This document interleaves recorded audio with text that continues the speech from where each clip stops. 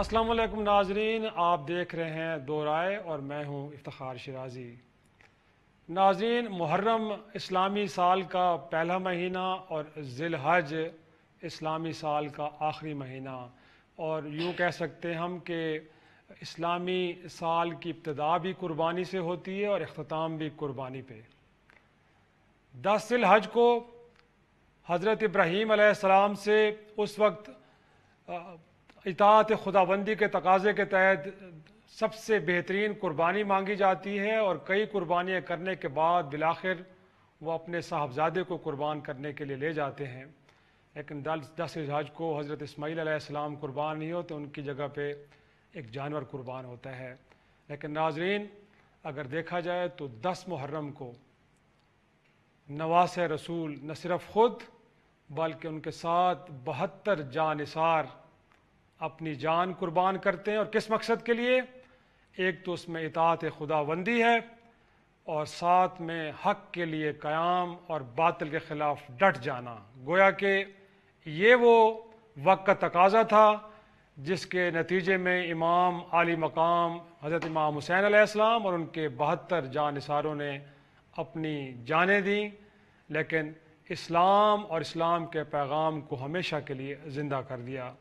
ناظرین، آج 9 محرم ہے، اور ہم چاہیں گے کہ اس 1400 سال سے بھی زیادہ عرصہ پہلے پیش آنے والے اس واقعے کی کچھ اہم پہلوؤں پہ روشنی ڈالیں، اور جہاں ہمارے ساتھ شریک گفتگو ہیں، میرے ساتھ اسٹوڈیو میں موجود ہیں علامہ محمد شریف ہزاروی صاحب، بہت شکریہ وقت دینے کے لیے۔ ویڈیو لنک پہ میرے ساتھ ناظرین موجود ہیں علامہ امین شہیدی صاحب، سر آپ کا بھی بہت شکریہ، اور کچھ دیر میں ہمیں جوائن کریں گے لاہور سے علامہ راغب نعیمی صاحب۔ تو ہزاروی صاحب، سب سے پہلے میں آپ سے گفتگو کا آغاز کروں گا۔ سر، گویا کہ ہم واقعہ کربلا کا ذکر بہت کرتے ہیں، لیکن ایک واقعے کی حد تک اگر ہم کہیں، یا میں ایک طالب علم کے طور پہ کہوں کہ حسین شناسی، حسین تھے کون، تو اگر یہ سوال میں آپ کے سامنے رکھوں کہ ہستی کو تھوڑا سا ایکسپلین کریں کہ حسین تھے کون۔ بسم اللہ الرحمن الرحیم، نحمدہ ونصلی علی رسولہ الکریم، اما بعد۔ جہاں تک سیدنا حضرت حسین رضی اللہ تعالی عنہ کی بات ہے، تو سب سے پہلی بات یہ ہے کہ ہمارا منہ اس قابل نہیں ہے کہ ہم حضرت سیدنا حسین کا تذکرہ کریں، ماشاءاللہ، لیکن پھر بھی چونکہ اب ہم ہی رہ گئے ہیں تو ظاہر ہے کہ ہم ہی نے گفتگو کرنی ہے، لیکن یہ گفتگو ہم انتہائی اپنے کم مائیگی جو ہے نا اس کو سامنے رکھ کر اور گفتگو کرتے ہیں کہ ہم ان کے بارے میں یا تمام صحابہ کے بارے میں بہت کم مایہ لوگ ہیں، عمل کے لحاظ سے بھی، علم کے لحاظ سے بھی۔ جہاں تک سیدنا حضرت حسین رضی اللہ تعالی عنہ کے تذکرے کی بات ہے، تو میرا ہمیشہ سے ایک موقف رہا ہے، اور میں اس بات کو بیان بھی کرتا ہوں بیانات میں بھی، جمعوں میں بھی، کہ ہم ذکر حسین کو لے کے بیٹھے ہوئے ہیں، صحیح، لیکن فکر حسین جو ہے وہ آج تک ہم میں نہیں آ سکا ہے۔ درست کہہ رہے ہیں، صحیح۔ اور جتنے بھی حضرات ہیں، میں صرف اہل تسنن کی بات نہیں کرتا ہوں، اہل سنت والجماعت کی، بلکہ اہل تشیع جو ہے وہ بھی ہماری طرح صرف ذکر حسین پر ہی اکتفا کیے ہوئے ہیں، صحیح، اور فکر حسین جو ہے نہ ہم اپنانے کے لیے تیار ہیں نہ کوئی اور آدمی۔ اور اصل جو ہے وہ بات ذکر حسین کی جہاں ہم کرتے ہیں، تو جیسے میں نے کہا کہ ہمارا بہت چھوٹا منہ ہے۔ سیدنا حضرت حسین رضی اللہ تعالیٰ عنہ خود، ان کی والدہ ماجدہ، ان کے والد، ان کے نانا، ان کی نانی، اب اس میں اگر کوئی آدمی کوئی خرابی تلاش کرنا چاہے، کوئی نقص تلاش کرنا چاہے، تو اس آدمی کے دماغ کا معائنہ کرانا چاہیے کہ بھئی ایسی، یعنی گویا کہ اس کے ایمان پہ شک کیا جا سکتا ہے۔ ظاہر ہے اب خود جو ہے نا ان کی شخصیت کیا ہے کہ حضور صلی اللہ علیہ وسلم نے فرمایا کہ جنت کے سرداروں میں جوانوں کے سردار ہیں یہ۔ ان کے والد ماجد سیدنا حضرت علی رضی اللہ تعالیٰ عنہ ہو تو وہ حضور اکرم صلی اللہ علیہ وسلم کے خلیفہ بھی، داماد بھی، اور حضور اکرم صلی اللہ علیہ وسلم تو کتنی نسبتیں ہیں ان کے ساتھ. اور پھر اسی طریقے سے حضور اکرم صلی اللہ علیہ وسلم خود، پھر ان کی والدہ ماجدہ خاتون جنت، تو پھر جو ہے وہ حضرت خدیجۃ الکبریٰ رضی اللہ تعالیٰ عنہ ان کی نانی محترمہ. اب یہ تمام اس میں ایک آدمی جو ہے وہ کیا آدمی بات تلاش کرے گا کہ بھئی ان میں جو ہے نا وہ کوئی ظاہر ہے آدمی نے تعریف ہی کرنی ہے ان کی. یقیناً اس میں کوئی شک نہیں. علامہ امین شہیدی صاحب، اسی بات کو لے کے میں آپ کی طرف آؤں گا. بڑی اہم نقطہ اٹھایا ہے محمد شریف ہزاروی صاحب نے کہ ذکر حسین تو بڑا بھرپور انداز میں نظر آتا ہے، بٹ فکر حسین اور فکر حسین کو لے کے چلنا اور پھر زندگیوں کو ویسا بنانا، گویا کہ اس معاملے میں شاید مسلمان یا ان کے چاہنے والے اس انداز میں شاید نہیں آگے بڑھ پائے جیسے بڑھنا چاہیے. اللہ الرحمن الرحیم. میں مولانا ہزاروی صاحب سے اتفاق کرتا ہوں، بات درست ہے ان کی.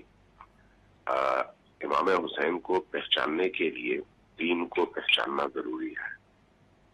امام حسین اپنے حسب کے حوالے سے، نسب کے حوالے سے، رسول اللہ سے تعلق کے حوالے سے اپنا ایک مقام رکھتے ہیں، اور اس کے ساتھ ساتھ دین کی حفاظت کے حوالے سے، دفاع کے حوالے سے، اور دینی اقدار اور ویلیوز کو زندہ رکھنے کی جدوجہد کے حوالے سے ایک اور مقام رکھتے ہیں.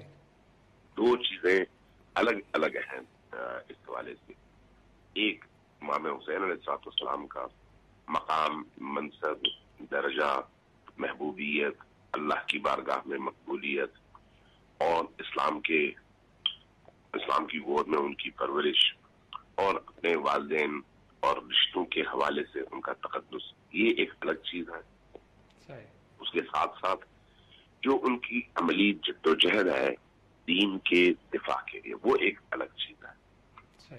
اگر وہ پہلے والا حصہ دیکھا جائے تو شاید ہم بہت ساری ایسی شخصیات کے بارے میں بعض ایسے صفات ڈھونڈ سکیں جو امام حسین میں بھی تھی، بعض ایسی صفات، تمام نہیں.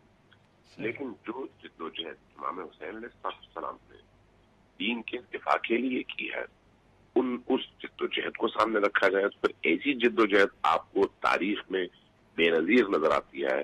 امام حسین علیہ السلام کی کوئی مثال نہیں ملتی.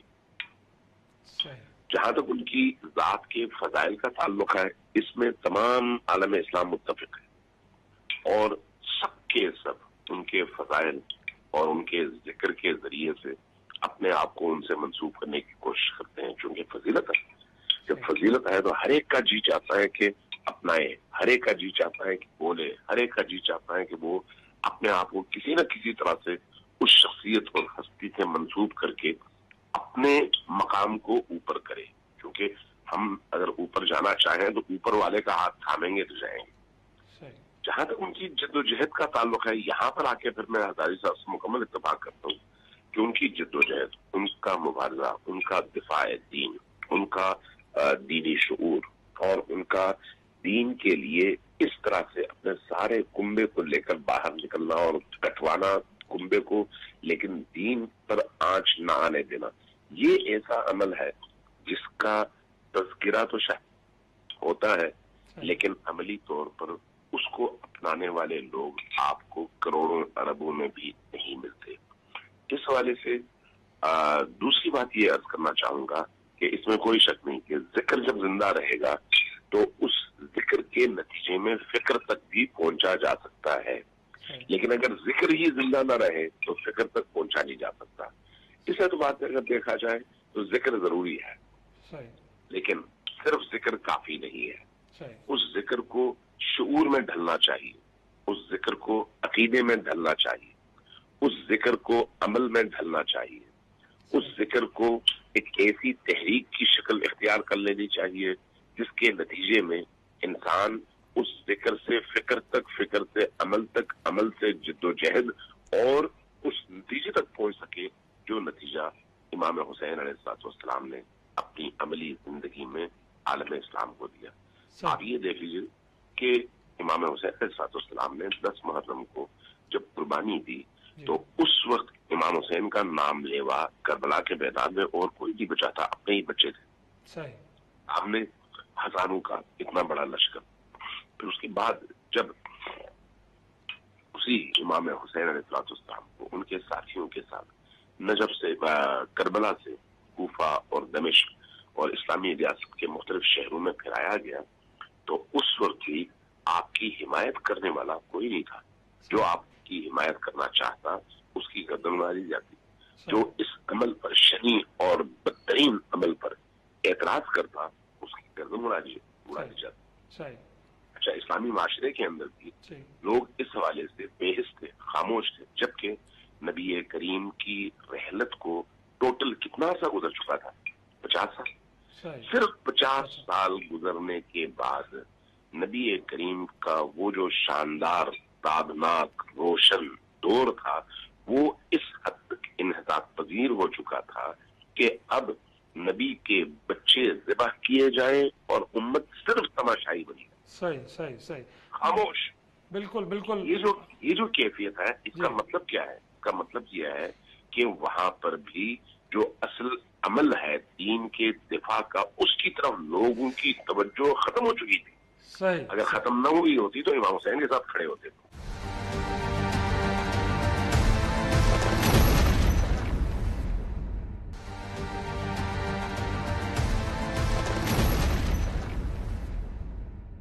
میں یہی نقطہ علامہ شریف ہزاروی صاحب کی طرف بھی لے کے آؤں گا. بنیادی طور پہ آپ نے فکر کی بات کی ہے، اور جیسے علامہ شہیدی صاحب بھی فرما رہے ہیں کہ رسول پاک صلی اللہ علیہ وسلم کی رحلت کو صرف 50 برس گزرے تھے.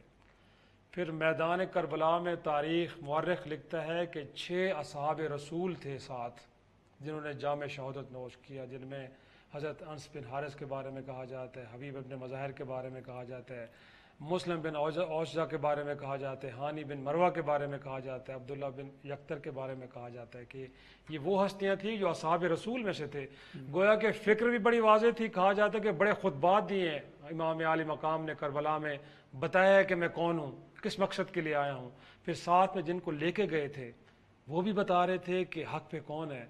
تو آج بھی ہم دیکھتے ہیں کہ بڑا کنفیوژن کا ماحول ہے کہ لوگ سمجھتے ہیں کہ قیام ہونا چاہیے تھا، نہیں ہونا چاہیے تھا، ٹھیک تھا، درست تھا. فکر کی بات آپ کرتے، ابھی تو بحث اس سے آگے نہیں بڑھ پائی. کیا کہیں گے، کیوں ایسا ہے سر؟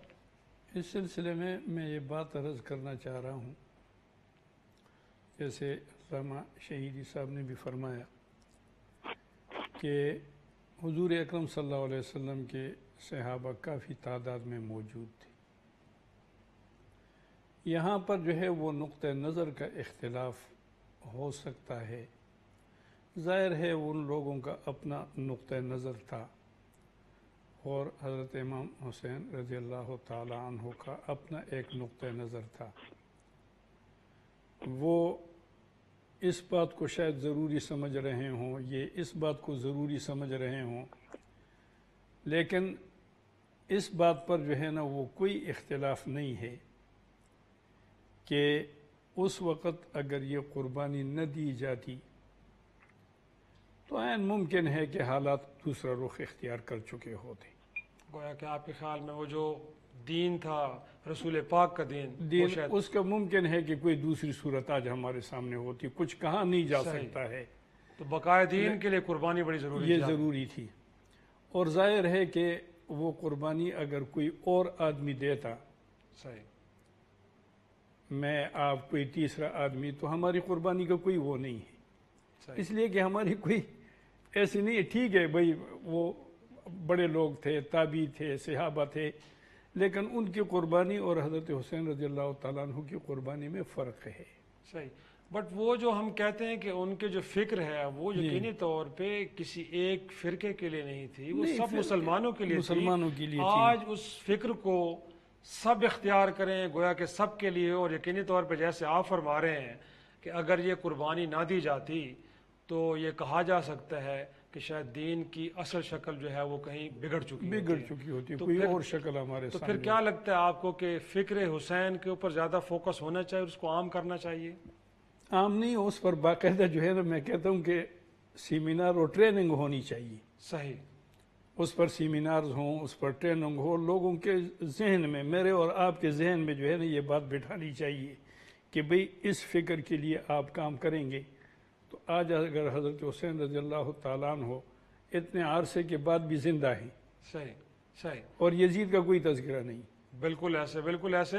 اس لیے میں یہ کہنا چاہ رہا ہوں کہ اس میں جو ہے نا وہ باقاعدہ طور پر جو ہے نا ٹریننگ طور پر جہادی نقطۂ نظر سے اس فکر کو آگے بڑھانا چاہیے. کہ طور پر یہ میرے خیال میں اتحاد امہ کا بھی تقاضا یہی ہے کہ شاید اس طریقے سے متحد ہوں گے. تو علامہ امین شہیدی صاحب، آپ کو کیا لگتا ہے اگر ہم دیکھیں تو بنیادی طور پہ کربلا کے اس سانحے کو ایک واقعے کی یا تاریخی واقعے کی شکل میں پیش کیا جاتا ہے، پھر امام عالی مقام کے بارے میں بھی شاید مظلوم، یقینی طور پہ مظلوم، لیکن بہرحال ایک جرت اور بہادری اور استقامت کا ایک مینار تھے وہ. تو آپ کو لگتا ہے کہ شخصیت کا وہ پہلو، اس کا ذکر ویسے ہوتا ہے جیسے ہونا چاہیے، یا ان کو ایک مظلوم اور مجبور ہستی کی شکل میں پیش کیا جاتا ہے، زیادہ تر اس پہ فوکس ہوتا ہے اور وہ پہلو کہیں پوشیدہ رہ جاتا ہے؟ بڑا آپ نے خوبصورت نقطہ نکالا ہے اس گفتگو سے. ابھی جیسے ابھی صاحب نے فرمایا اور بہت ہی خوبصورت بات کی، مجھے اتفاق ہے اور خوشی ہو رہی ہے یہ باتیں آج کے آپ کے شو میں سن کر اور سوچ کر کہ دیکھیے امام حسین علیہ السلام کا جو مقام تھا اور باقی حضرات کا جو مقام تھا، تقدس کے اس دائرے میں دیکھا جائے تو ہمارے لیے سب مختلف ہے، چاہے اصحاب ہوں چاہے اہل البیت ہوں. لیکن اہل البیت کہاں اور اصحاب کہاں؟ اس لیے جیسے بھی ہزاروی صاحب نے فرمایا کہ اہل البیت جب تک قربانی نہ دیں دین اس طرح سے بچنے کا سوال پیدا نہیں ہوتا تھا، اور اسی کی طرف سب کی توجہ ہوئی تھی. لیکن وہ جو ہزاروی صاحب نے جملہ کہا نا کہ فکر کی طرف جو ہے توجہ کم ہو گئی، اور آج بھی ایسا ہی ہے. یہی چیز ہم اس دور میں بھی دیکھتے ہیں. اگر فکر کی طرف توجہ زیادہ ہوتی اور نتیجتاً لوگ فکر رسول کو اپنا رہے ہوتے تو امام حسین علیہ السلام اکیلے نہ رہ جاتے. یہ ایک بہت بڑا سوال ہے، اکیلے نہ رہ جاتے. اہل البیت اکیلے میں یوں جام شہادت نوش نہ کرتی. اہل البیت یعنی نبی کریم کے بچے، نبی کریم کی بچیاں، نبی کریم کی نواسے نواسیاں، یہ اسیر ہو کر، قیدی ہو کر، کن قیدیوں کی طرح سے؟ بت پرستوں کی طرح سے، اور مسیحیوں کی طرح سے، یہودیوں کی طرح سے، مسلمانوں کے بازاروں سے گزاری نہ جاتی. یہ کیوں ہوا؟ اس لیے کہ لوگ چاہے کوئی بھی ہو فکر رسول سے، فکر دین سے آزاد ہوتے چلے گئے، اور یہ فکر دین کا سارا کام انہوں نے اہل بیت کے حوالے کر دیا کہ آپ کریں، آپ کر سکتے ہیں، ہم نہیں کر سکتے. آج بھی ایسا ہی ہے. بعض کام ایسے ہوتے ہیں کہتے ہیں یہ مولویوں کا کام ہے، یہ دینداروں کا کام ہے. نہیں بھائی، دین سب کے ذمہ ہے، سب کی ذمہ داری ہے. دین کے لیے کام کرنا ایک انجینئر کی بھی اتنی ہی ذمہ داری ہے جتنی ایک مولوی کی ذمہ داری ہے. درست. ایک سید کی بھی اتنی ہی ذمہ داری ہے جتنی ایک عام کی ذمہ داری ہے. اس دین کی ذمہ داریوں کی ادائیگی کا تعلق انسان کے معاشرتی منصب سے زیادہ اس کی سوچ، اس کی فکر، اس کے شعور سے ہے. جو شخص جتنا باشعور ہے اتنا ذمہ دار ہے، جتنا بے شعور ہے اتنا غیر ذمہ دار ہے. اس لیے دین کے معاملے میں کبھی بھی طبقات کو ذمہ دار نہیں ٹھہرایا جا سکتا. فلاں طبقہ ذمہ دار ہے، فلاں طبقہ ذمہ دار نہیں ہے. اس لیے کہ ہم اپنے آپ کو مسلمان کہتے ہیں. مسلمان ہونے کے ناطے ہر وہ شخص جو کلمہ پڑھتا ہے اور کہتا ہے لا الہ الا اللہ محمد رسول اللہ، اس کے ذمے ہے کہ وہ لا الہ الا اللہ کے پاس کا بھی پاس رکھے اور محمد رسول اللہ کا بھی پاس رکھے. اور اسی طرح سے جب ہم آگے بڑھتے ہیں تو اب دو طرح کی چیزیں آ گئی. یہ جو معاشرے کے اندر فکری انحطاط ہے، وہ انحطاط آپ دیکھیں عالی ترین چیزوں کو کس طرح سے پردوں میں بند کر دیتا ہے. کربلا کا واقعہ انسانی واقعات میں ایسا واقعہ ہے جو بے مثال اور بے نظیر ہے. نہ اس سے پہلے نہ اس کے بعد. ایک ایسے واقعے کو عقل انسانی کے استعمال نہ ہونے کے نتیجے میں، شعور کے استعمال نہ ہونے کے نتیجے میں اس کو ایک فرقہ وارانہ مسئلہ بنا دیا جاتا ہے. جب آپ فرقہ وارانہ مسئلہ بناتے ہیں تو پھر ایک گروہ کسی انداز میں، دوسرا گروہ کسی اور انداز میں اس کو بیان کرنے لگتا ہے.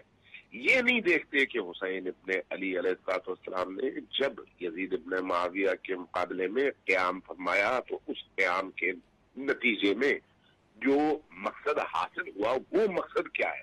جیسا کہ ہزاروی صاحب نے کہا، بہت درست کہا کہ اسلام کی شکل کچھ اور ہوتی. میں تھوڑی سی مزید وضاحت کر دیتا ہوں. بالکل صحیح کہہ رہے ہیں کہ اسلام کی شکل بالکل بدل چکی ہوتی. وہ کیا ہوتی؟ وہ یہ ہوتی کہ اس وقت جو ہے لوگ ممبر پر بیٹھ کر شراب پی رہے ہوتے. ممبر پر بیٹھ کر. کیوں؟ اس لیے کہ یزید نے کیا اور یزید کے حواریوں نے کیا. اس وقت وہ محارم کے ساتھ لوگ آسانی کے ساتھ زنا کر رہے ہوتے اور اس کو دین سمجھ رہے ہوتے، کیونکہ اس کو اس شخص نے کیا تھا جو خلافت کی مسند پر بیٹھا ہوا تھا. اور وہ زمانہ چونکہ اسلام کے قریب تر زمانہ تھا، اس لیے خلافت کی مسند پر بیٹھنے کے بعد جو بندہ جو بھی کام کرتا وہ اسلام کہلاتا. یہ ہو رہا تھا.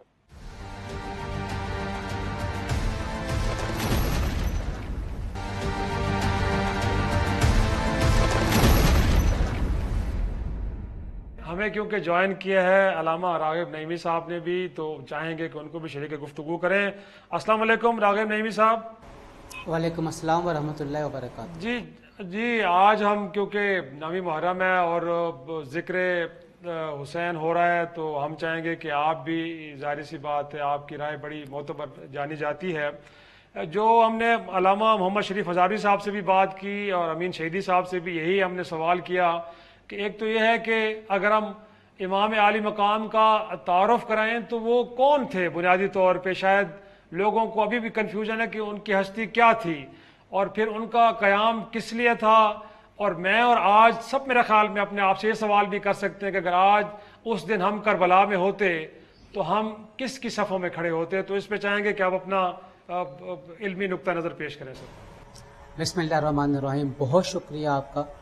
نہایت اہم سوال آپ نے سامنے رکھے کہ حضرت امام عالی مقام امام حسین رضی اللہ تعالی عنہ کی ہستی اور شخصیت کیا تھی.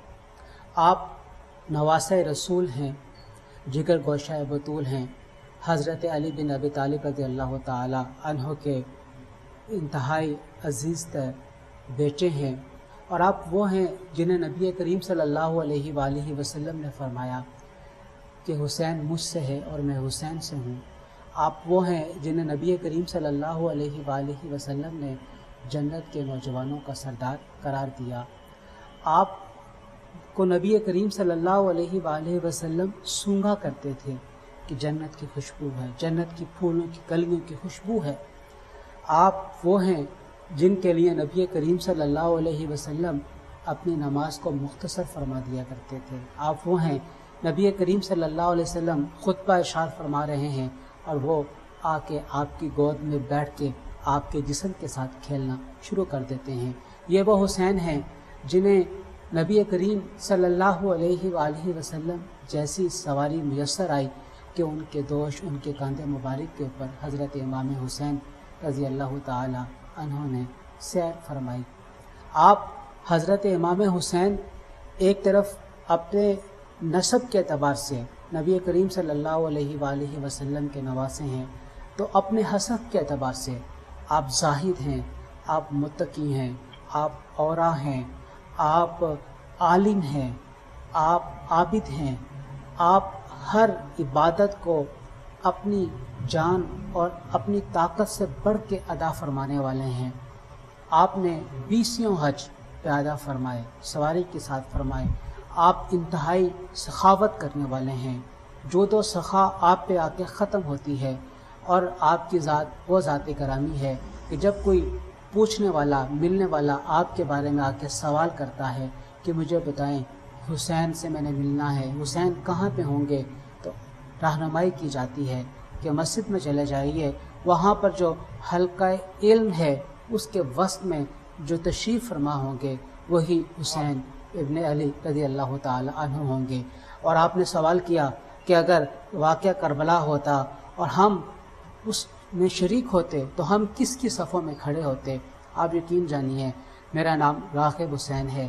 میرے دادا مفتی محمد حسین نے میرا نام راغب حسین رکھا، اور یہ حسین اسی وجہ سے رکھا کہ ہم یقینی طور پہ عظیمت کے راہی امام حسین رضی اللہ تعالیٰ عنہ کی صفوں میں ان کے دائیں بائیں، ان کے پیچھے کہیں نہ کہیں وہیں پر ہی پائے جاتے ہیں. ماشاءاللہ ماشاءاللہ. یقینی طور پہ اس وقت آپ کی طرف بحث لے کے آؤں گا شریف الحادی صاحب. بنیادی طور پہ دور حاضر مسلمانوں کی حالت یقینی طور پہ جب ایسے مواقع آتے تو ہمیں غور و فکر کرنا بھی پڑتا ہے اور ذکر کرنا پڑتا ہے. کیا تقاضا کرتے ہیں اور بنیادی طور پہ آپ کو کیا لگتا ہے کہ فکر حسین آج کے مسلم امہ کے رادر پوری دنیا کے مسائل کو حل کرنے کے حوالے سے کوئی ہمیں راہ دکھاتی ہے؟ دیکھیں جی، بنیادی طور پر بہت ساری چیزیں ہم آزما چکے ہیں صحیح کہ امت کے، ہمارے ملک کے، اس کے حالات جو ہے وہ درست ہو جائیں. صحیح ہم بہت سارے طریقے آزما چکے اور آزما رہے ہیں ابھی تک. صحیح. تو میرا خیال یہ ہے، جہاں تک میں سمجھتا ہوں، کسی کو اختلاف ہو، کہ اس وقت امت کے مسائل جو ہے نا وہ صرف ایک نقطے پر کہ ہم حضور اکرم صلی اللہ علیہ وسلم کے طریقے کو اپنا لیں،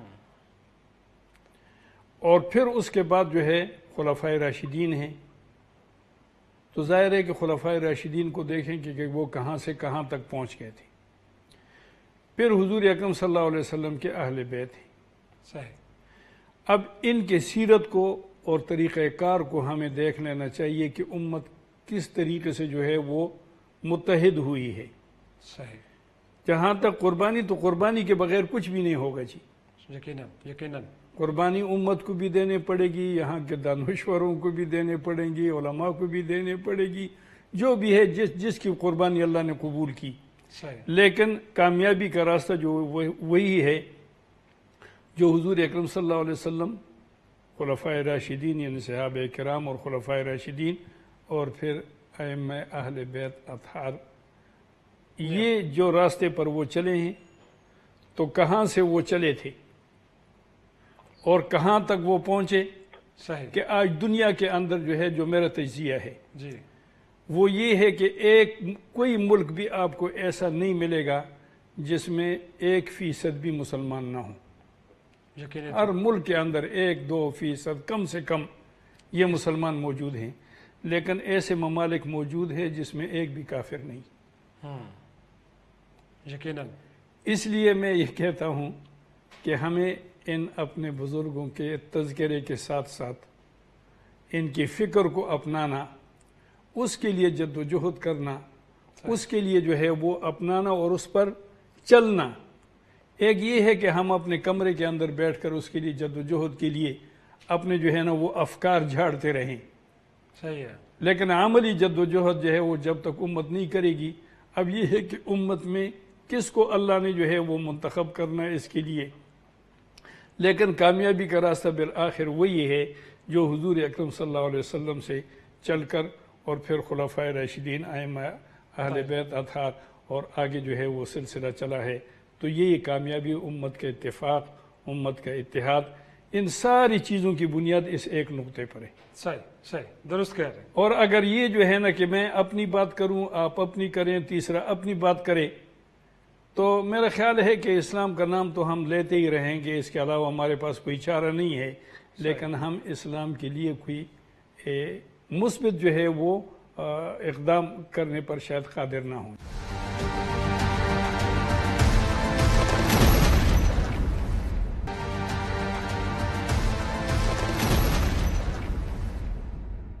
امین شہیدی صاحب، جیسے راغب نعیمی صاحب بھی فرما رہے تھے کہ جب امام عالی مقام سے کوئی پوچھتا ہے کہ حسین سے ملاقات کہاں ہو سکتی ہے، تو فرماتے تھے کہ مسجد میں جائیں، جہاں علم کی بات ہو رہی ہو وہاں جا کے آپ ڈھونڈیں تو وہاں ملاقات ان سے ہو جائے گی. تو ان کا یہ جو پہلو ہے، علمی پہلو، اور وہ اس شخصیت کے صاحبزادے ہیں جنہوں نے ممبر پہ بیٹھ کے یہ کہا کہ سلونی سلونی، پوچھو مجھ سے کیا پوچھنا ہے، یا جن کے بارے میں خود رسول خدا نے کہا کہ آنا مدینۃ العلم والی بابہا. تو ایک تو یہ بتائیے کہ ان کا علمی مقام کیا تھا، اور پھر ساتھ میں جو پیغام جس کی طرف شریف الحادی صاحب نے بھی ذکر کیا ہے کہ اس کو عام کرنا چاہیے. میدان کربلا میں بھی ان کے جو خطبات تھے جن کے اندر بڑی فصاحت کے ساتھ بتا رہے ہیں کہ میں کون ہوں اور میرے قیام کا مقصد کیا ہے، اس پہ تھوڑی سی روشنی ڈالیے. دیکھیے، جب ہم علم کی بات کرتے ہیں نا تو دو طرح سے علم ہے. ایک علم وہ ہے جو میں کسی سے سیکھتا ہوں، اور میرا کوئی استاد ہوتا ہے اس استاد کے سامنے میں زانو تلمس خم کرتا ہوں، 10 سال 20 سال 25 سال اس کے سامنے بیٹھ کر اس کے اندر موجود علم کے مختلف صورتیں میں محسوس کرتا ہوں اور نچوڑتا ہوں، اور اس کے بعد خود سوچنا شروع کر دیتا ہوں۔ ایک ہے یہ علم جس کو آپ علوم کسبی کہتے ہیں، جی، ایک ہے وہ علم جو خدا دادی ہوتا ہے۔ اللہ تبارک و تعالیٰ نے نبی کریم کو اپنی طرف سے علم عطا فرمایا تھا، نبی کریم نے کسی سے سیکھا نہیں تھا۔ جب آپ اہل البیت علیہ السلام کے علوم کی بات کرتے ہیں تو آپ یہ دیکھتے ہیں کہ یہ جو علوم اہل البیت ہے یہ کسی سے سیکھے ہوئے علوم نہیں ہے، یہ اللہ کی طرف سے خدا دادی علوم ہے۔ جو علوم اللہ نے عطا کیے ہوں وہاں پر پھر اس کے مقابلے میں کوئی علم نہیں رہتا۔ حقیقی علم وہی ہوتا ہے جو اللہ کی طرف سے عطا کیا جائے۔ یہ جو ذوات مقدسہ ہے، خود نبی کریم کی ذات آپ کے سامنے ہے، امیر المؤمنین کی ذات آپ کے سامنے ہے، حضرت امیر المؤمنین علی بن ابی طالب کے علم و فضل کے حوالے سے تاریخ انسانی کا کون ایسا بندہ ہوگا جو انکار کرے کہ نہیں ایسا نہیں تھا، بلکہ خود صحابہ کرام بھی امیر المؤمنین علی بن ابی طالب کو اپنا استاد مانتے تھے۔ اور یہ جو آپ نے حدیث نقل کی یہ جو ہے شیعہ سنی دونوں روایات کی کتابوں میں موجود ہے کہ نبی کریم امیر المؤمنین نے نبی کریم بارہا یہ فرمایا کہ مجھ سے پوچھو قبل اس کے کہ میں تمہارے درمیان سے اڑ جاؤں۔ یہاں تک کہ بہت سارے صحابہ کرام اور خلفائے راشدین کے حوالے سے یہ جملے مسلسل منقول ہیں کہ اگر علی نہیں ہوتے تو ہم ہلاک ہو جاتے۔ کس حوالے سے؟ علم کے حوالے سے، فضل کے حوالے سے، معارف کے حوالے سے۔ یہی کیفیت آل علی کے حوالے سے ہے، یعنی دوسرے لفظوں میں آل علی و آل فاطمہ۔ صحابہ کرام نے ان سے سیکھا، ان سے پوچھا، ان سے سنا اور اس کو آگے منتقل بھی کیا، یا رسول اللہ سے سنا یا رسول اللہ کے بعد ان ہستیوں سے سنا۔ تو اس اعتبار سے ہم تعین نہیں کر سکتے کہ ان کا علمی مقام کیا ہے، کیونکہ علمی مقام کے تعین کے لیے فرد کبھی اس مقام کا حامل ہونا چاہیے اور مقام کو سمجھنے والا ہونا چاہیے۔ ہم تو اتنا ہی بیان کر سکتے ہیں جتنا ہم نے سنا ہے، ہم خود اس مقام کے اہل تو ہیں نہیں۔ تو اس اعتبار سے اگر آپ دیکھیں تو امام حسین علیہ السلام پنجتن پاک کا ہی حصہ ہے، اصحاب کسا کا حصہ ہے۔ اصحاب کسا وہ ہیں جن کی طہارت کی گواہی اللہ نے دی ہے اور رسول اللہ نے دی ہے، امہات المؤمنین نے دی ہے کہ یہ وہ ہستیاں ہیں جو پاکیزہ ترین ہستیاں ہیں۔ جو پاکیزہ ترین ہستیاں ہوتی ہیں ان پاکیزہ ترین ہستیوں کے قلوب میں اللہ علوم کے چشمے ان کے جاری کر دیتا ہے۔ ہم احادیث میں پڑھتے ہیں کہ من اخلص للہ 40 صباحا جرت ینابیع الحکمت من قلبہ الی لسانہ، جو شخص صرف 40 دن اپنے دل کو پاک رکھے تو اللہ اس کے دل سے اس کی زبان پر حکمت کے چشمے جاری کر دیتا ہے۔ اگر صرف 40 دن پاک رہنے سے حکمت کے یہ چشمے جاری ہو سکتے ہیں تو جن کی پیدائش پاک ہو، جن کی ابتدا پاک ہو، جن کی انتہا پاک ہو، جن کی پاکیت کی گواہی اللہ قرآن میں دے اور کہے کہ ہر طرح کی آلودگی سے اللہ نے ان کو اس طرح سے پاک کیا ہے جس طرح سے پاک کرنے کا حق تھا، یعنی دوسرے لفظوں میں اس سے زیادہ پاک کرنا ممکن نہیں تھا۔ یہ سوچنے والی بات ہے۔ امین شہیدی صاحب یہ بڑا اہم موڑ پہ آپ لے کے ہیں گفتگو کو، اور میں چاہوں گا کہ اس کے اوپر راغب نعیمی صاحب بھی ضرور گفتگو کریں۔ راغب نعیمی صاحب یہ جو آیت تطہیر کی طرف اشارہ کر رہے ہیں علامہ امین شہیدی صاحب بھی، تو قرآن سے اہل بیت اور ان کی اہمیت اور ان کی جو انفرادیت ہے اور پھر آج کیا تقاضا کرتی ہے آج کے حالات کے، جس مقام پہ ان کو ہونا چاہیے اور جس طرح ان کی تعلیمات کو لینا چاہیے، تو کیا کہیں گے سر؟ کیا تقاضا کرتے ہیں آج کے حالات؟